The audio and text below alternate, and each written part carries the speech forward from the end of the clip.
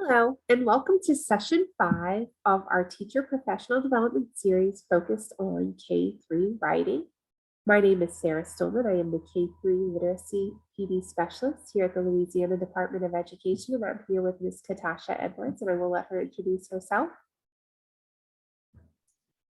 Hi, everyone. I am Katasha Edwards, and I am the leader PD specialist here at the Literacy Division at the department. And I'm excited to spend a few minutes this afternoon with you as we continue with our writing series. And as Sarah said, we're on session 5.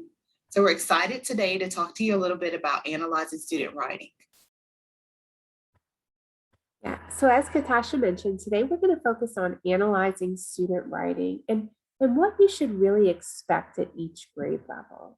Now, it's important to understand that, our students from grades kindergarten through grade 3, make significant growth during that time. They kind of enter kindergarten as pre-readers and pre-writers, and then they leave, as fluent readers and fluent writers. And so we really need to have an awareness and an understanding of what's reasonable to expect in a given grade level if we're going to set realistic goals for our students and have a clear sense of what they should be doing in each of these different grade levels. So we're going to talk through that today to give you a clearer sense. Depending on which grade level you teach or support, this will be very helpful for you. We have introduced ourselves, Katasha and Sarah. Today's objective is that by the end of this session, the participants will have a deeper understanding of writing expectations for each grade level and how these expectations align with the science of reading. So throughout this whole series, what we've tried to do is show you how, our work with writing and writing instruction directly aligns to the science of reading. And so hopefully we want you to see how these grade level expectations that we're going to discuss today also align to the science of reading and to everything we've discussed in this series so far. Now, just to kind of revisit the core themes of our this series, one is that writing is a complex process. We've said it, I think, in every session, but if teaching reading is rocket science, teaching writing is even more complex than that. Writing is a complex process that requires students to manage many factors simultaneously: their word choice, their spelling, syntax, their background information, and their content knowledge. And for our youngest students who are really not yet at a point of encoding with sufficient automaticity, even if that encoding is inventive, or those with limited oral language skills, work with writing can and should begin orally and should focus on responding to text, either by sharing ideas or responding to questions. Very often I think we want to rush to the printed word with our students, but writing doesn't always begin there. Writing really begins with thinking deeply about texts and finding ways to communicate those ideas, while at the same time building students' ability to encode with automaticity throughout our phonological awareness and our phonics instruction. So these things do go hand in hand, and writing can and should begin at the level of language, at the level of spoken language. And that's something, hopefully through this series that you have really internalized and understand that, great questioning about text is great writing instruction as well. Now, in grades K through 3, the focus of writing instruction, like reading instruction, should be on 2 key areas. First, building students' capacity to encode with automaticity.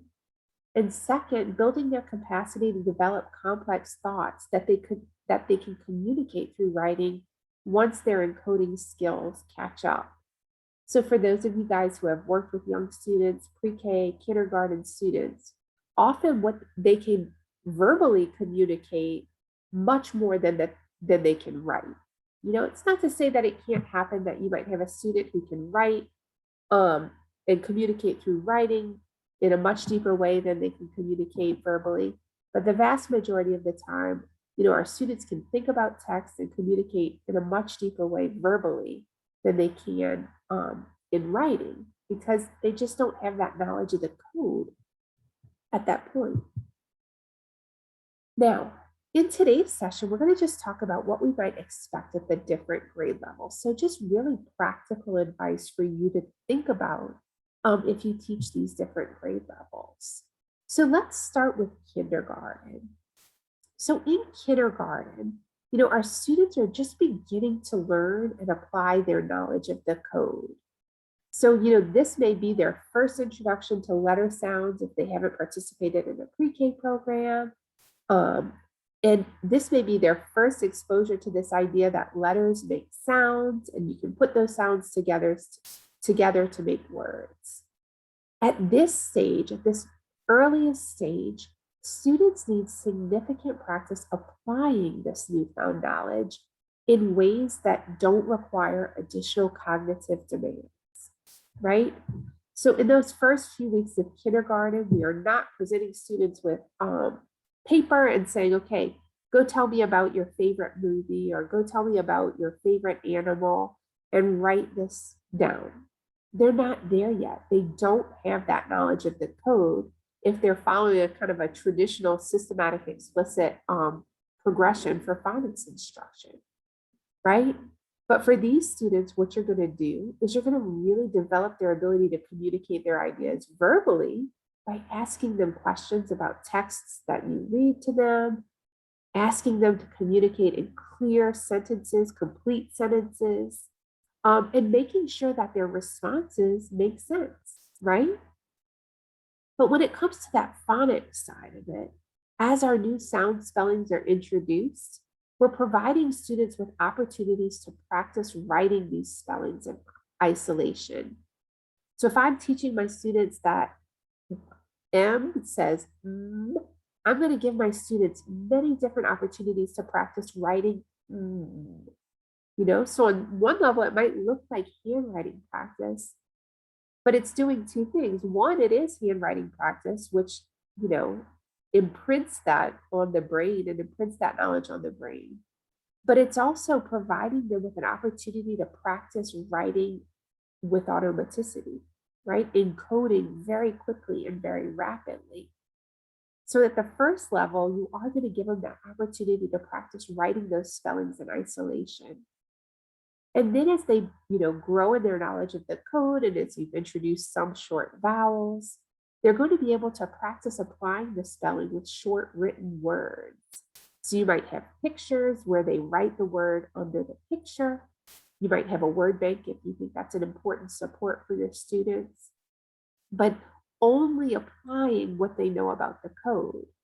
And while this doesn't seem like traditional writing instruction, what you're doing is you're using that time within your phonics, embedded in your phonics lesson, to build their capacity to encode with automaticity.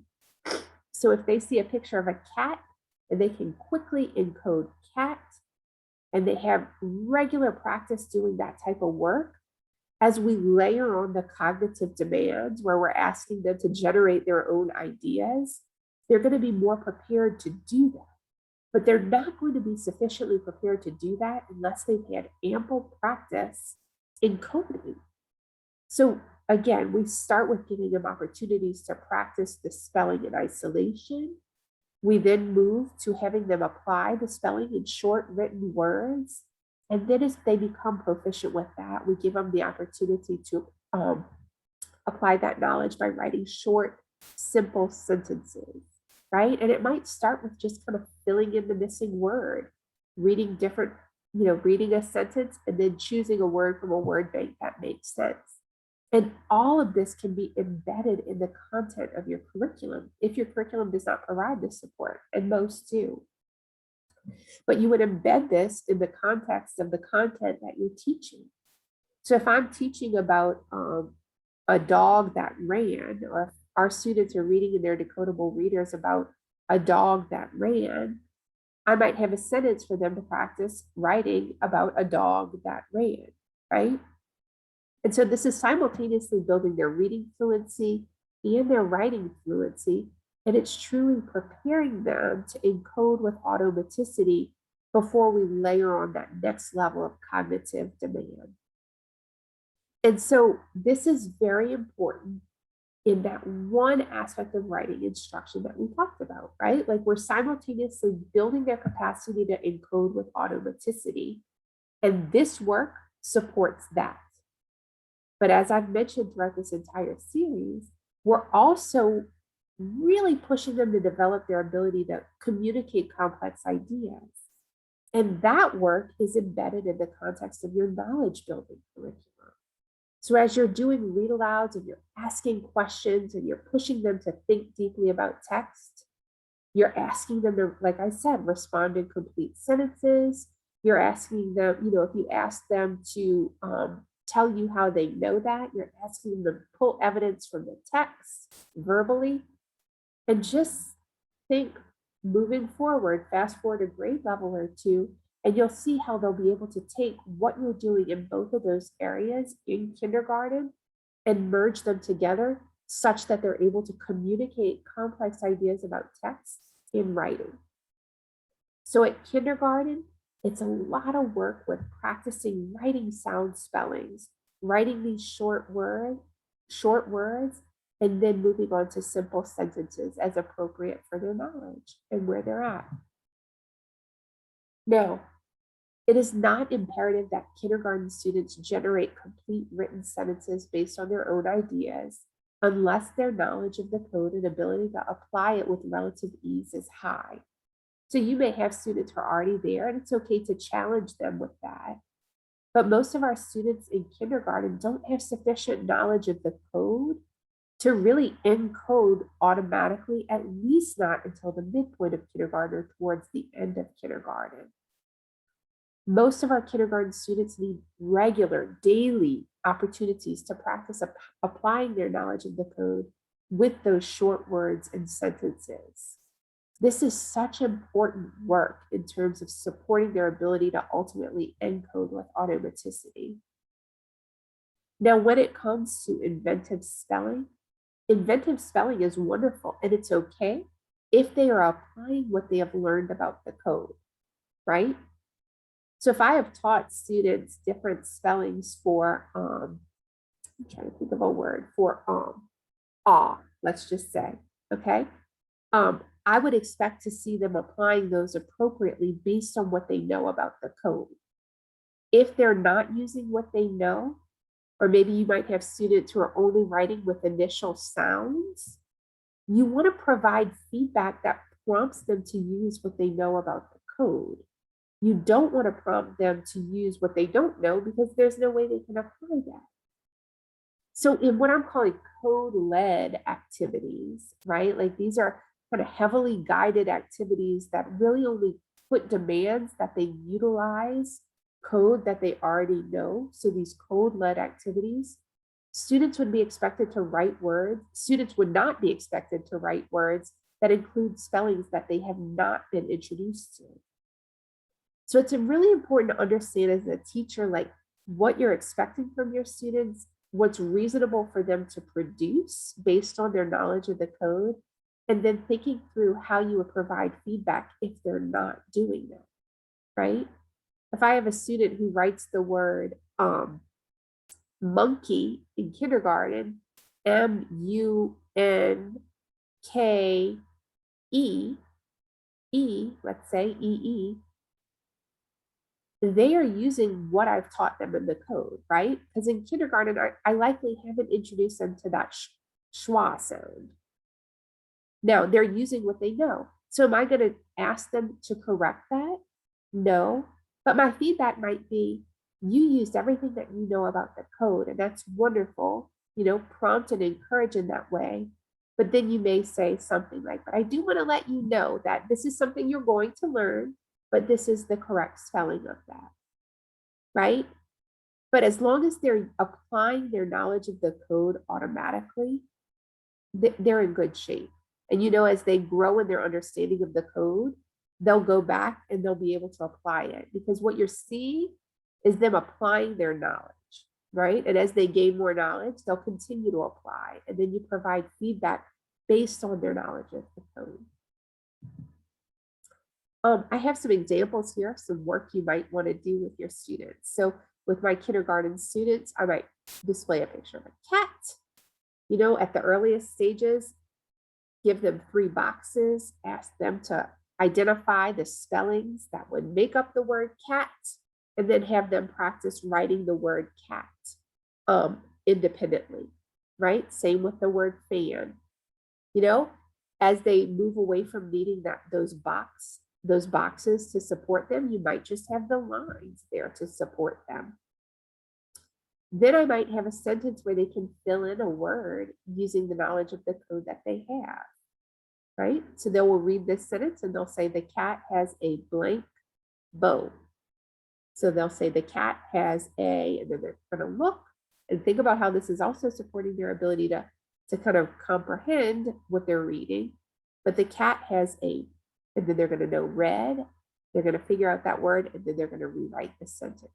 This is just an example of how they can, you know, practice writing those short words, and also as they become more proficient, write those sentences. Now in first grade, it becomes, you know, the demands become a little greater because their knowledge of the code grows and their ability to encode automatically improves. So we can start to place additional layers of demand on them. So as you introduce new spellings, because in first grade, you're continuing to introduce more complex spellings to your students, you're going to continue to give them opportunities to practice writing those spellings in isolation, in short words, and in simple sentences. So you're going to continue that process, right? As when you're teaching those digraphs like sh and ch, you're going to give them opportunities to practice writing those. And then you're going to give them opportunities to practice writing simple sentences, but the code that they know is now more complex. And you can expect them to write more complex sentences than they could when all they could do were CBC words or something like that. So as their ability to apply knowledge of their the code, as that grows, and as their ability to do that with ease grows, they can respond to questions or prompts in writing. And again, you know, what you're expecting them to apply is what they know at this point. And so if you are reading a story about a fairy tale, you may ask them to respond in a sentence or two. You know, tell me something about the character in this story, right? And they can write a sentence about that on a little index card or a sheet of paper. And that's going to give you an opportunity to see, one, can they apply it? It's not an overwhelming, oh my God, I have to completely generate this whole essay, which they're not quite ready for at that point. But you're going to see, can they apply the code? And can they respond and think deeply about text and communicate about text in that way, right? So this progression increases from kindergarten, where we would not expect them to do this, to first grade, where we're starting to expect them to be able to respond in simple sentences to texts that they're learning about, or ideas that they're learning about. We also might expect that after they read from their decodable readers, they can respond to story questions in writing. Now they're not going to write a 3-paragraph essay about it, especially not, you know, in the beginning or middle of first grade, but they can surely be expected to write a simple sentence, right? Their decodable readers are a good gauge for what they should be able to write on their own, right? They should be able to write at a similar level of complexity and communicate their thoughts in that way. But again, it is so essential that students have the opportunity to learn and apply the parts of the code before they're expected to use that knowledge in their writing, you know? And so you can't expect a student to write if they've never learned different parts of the code that they would need to communicate that idea. And again, that feedback is so important. Feedback to students should be on how they apply the code, but also at this level, the accuracy of their response, you know? And so I would communicate that with my students. You know, when I talk with you or when I conference with you about your writing or about your response to these story questions, I'm going to give you feedback on two areas. One, I'm going to tell you how you applied the code, or, we're going to focus on how well you applied the code, and I'll give you feedback on that. But I'm also going to tell you about whether or not you answered the question accurately. And did you cite relevant evidence from the text, if appropriate? And I think when your students come to understand that, they'll start to self-monitor themselves more, right? Because they know you're going to, one, look at like their spelling and the way they applied the code, but you're also going to look at what they're contributing, right? Because sometimes they can write a beautiful sentence, but it doesn't answer the question at all. Or sometimes they can scarcely put together two sounds, but what they're trying to communicate is very deep. And you're going to have both of those types of students in your class. And the same student may do both at different times in the year.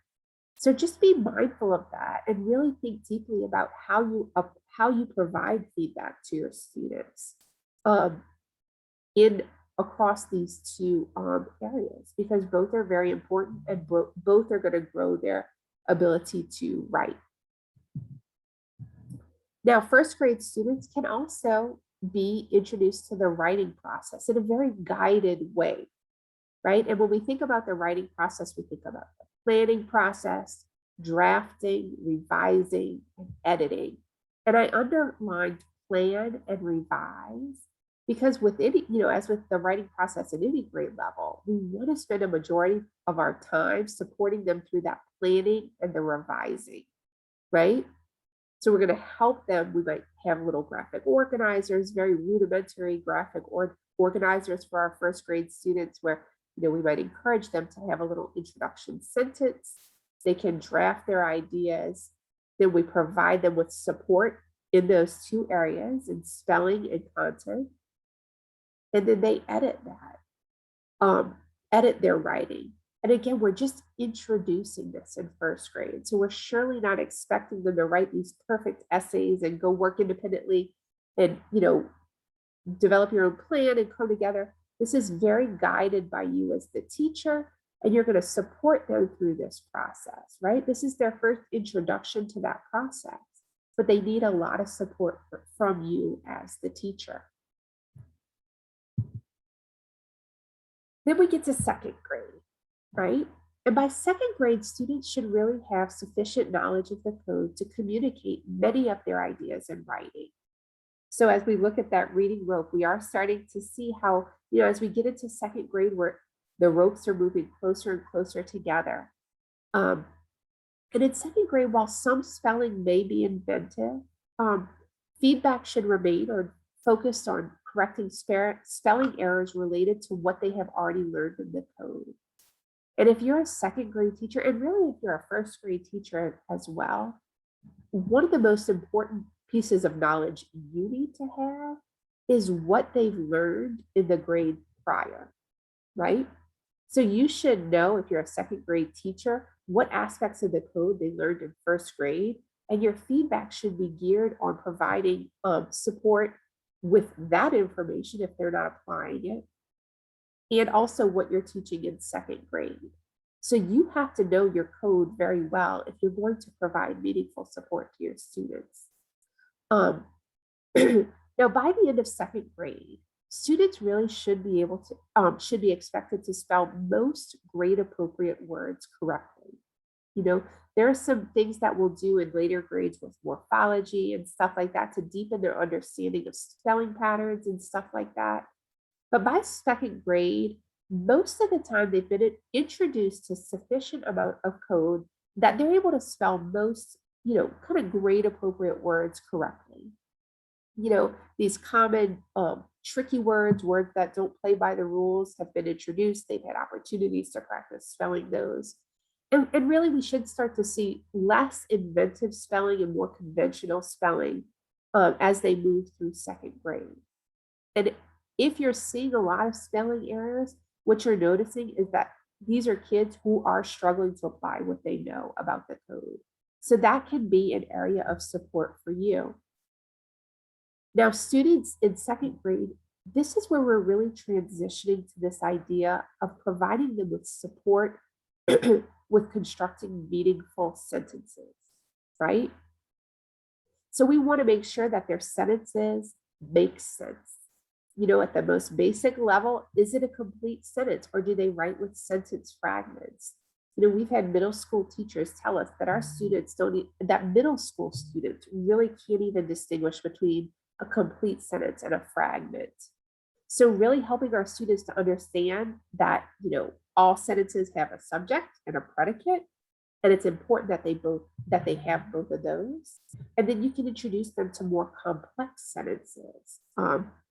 You know, in a previous session, we talked about the writing revolution, which is just a wonderful approach to writing instruction.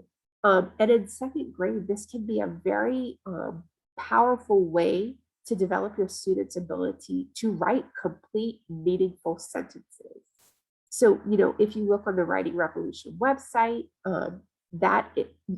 there are many free resources available there that will also support you in developing lessons or supports to help students who struggle with that. So definitely look into that. That is a wealth of information and great support resources for you there. Now, our second grade students really should be able to complete essays in response to a prompt and a question. Where in first grade, this was going to be a very heavily guided activity. By second grade, we're really expecting that our students are able to do that largely independently. We're going to guide them and we'll walk them through the process as needed. But really, our students should be able to complete writings about texts that they read and texts that are read aloud to them. And the length of what they write should be increased because they're now at a point, hopefully, where they're able to encode with sufficient automaticity that their cognitive energy is not really being spent on the encoding part, right? They may have to think about it a little, and it's not being consumed by that in the way that it is in kindergarten and first grade. So in second grade, we're starting to see their cognitive energy being able to be kind of focused on the content of what they're writing. And so our support is really going to start shifting in that way.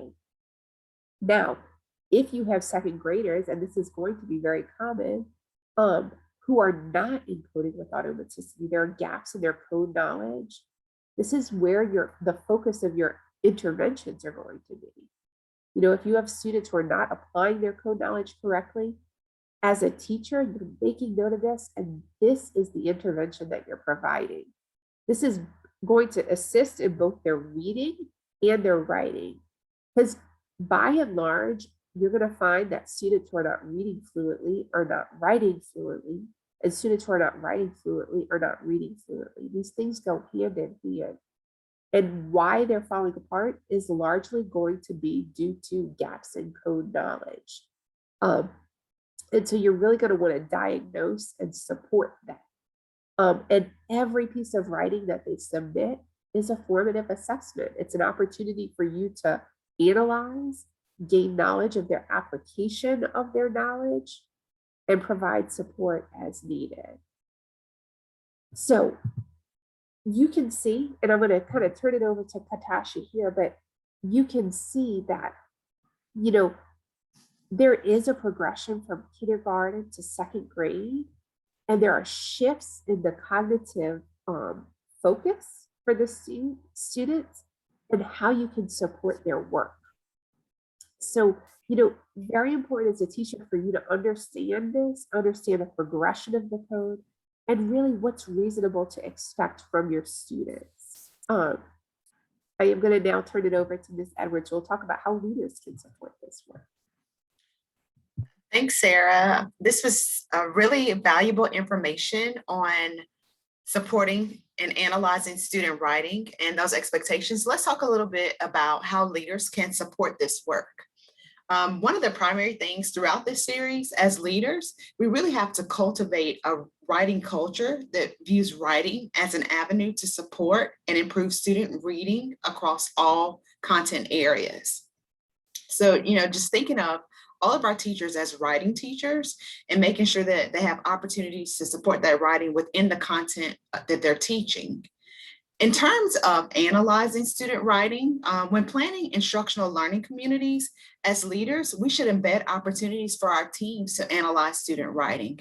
Today, Sarah really walked us through like what to look for at each grade level in terms of student writing. So as instructional learning communities and our instructional learning teams, when we go into our PLCs, that we're really looking at each level, opportunities for us to look for what students should know and be able to do in terms of writing and in terms of their ability to apply that code and in terms of their ability to articulate their learning from writing and from reading, whether it is orally or written, making sure we have time embedded. And this really goes with the next point of using vertical alignment to support those writing conversations across grade bands and content areas. Because when we go into our learning communities, especially our vertical alignment learning communities, we look at that writing that students are required to do at third grade and beyond. And we're able to backwards design at each grade level what those expectations for writing should look like and what is appropriate for students at each grade level. I think that would be just a very powerful tool. And lastly, making sure that we're providing professional development opportunities on writing for all of our teachers. Sarah mentioned briefly the Writing Revolution PD that we had an opportunity to attend, whether it's the Writing Revolution or another writing program, making sure that you're able to provide professional development and support for teachers across your campus with writing. And even if you're developing this professional development yourself, that you're clearly identifying those look-fors at each grade level to support student success with writing and teachers' ability to analyze and understand student writing. And the last piece is just making sure, and it's not on the slide, but it really lines up with what we talked about today, making sure that our teachers are giving feedback to students on that writing. And as a part of our instructional learning community support, that we are giving feedback to our teachers on student writing and modeling what it should look like when they're giving feedback and support to students aligned to writing.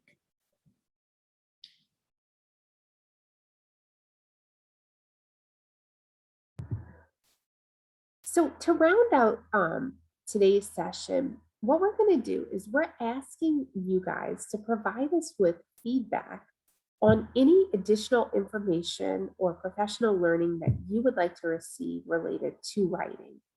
So, this is the end of the series that we had planned, but we're hoping that we're able to develop more series based on your needs. So if there's more that you would like to hear about or to learn about, feel free to kind of submit this, a link to this, or submit your response through this link. We are going to have this available in the slides that are available in the literacy library, so you'll be able to access that. But if you need us to email you the link, just send us a quick email and we'll be happy to do that. And you can also just send us your information or your questions or ideas in our email too. But if you can and you've been watching these series, please submit your ideas through this link, and we'll be excited to develop these sessions for you guys. As always, if you have any questions, comments, suggestions, just feel free to email either one of us, katasha.edwards@la.gov or sarah.soman@la.gov. We're happy to help in any way. If you just want to kind of talk through some writing, we're happy to do that too. But hopefully you found this series very helpful and beneficial in deepening your understanding of writing at this level. And we look forward to hearing from you guys. So thank you guys and have a wonderful day.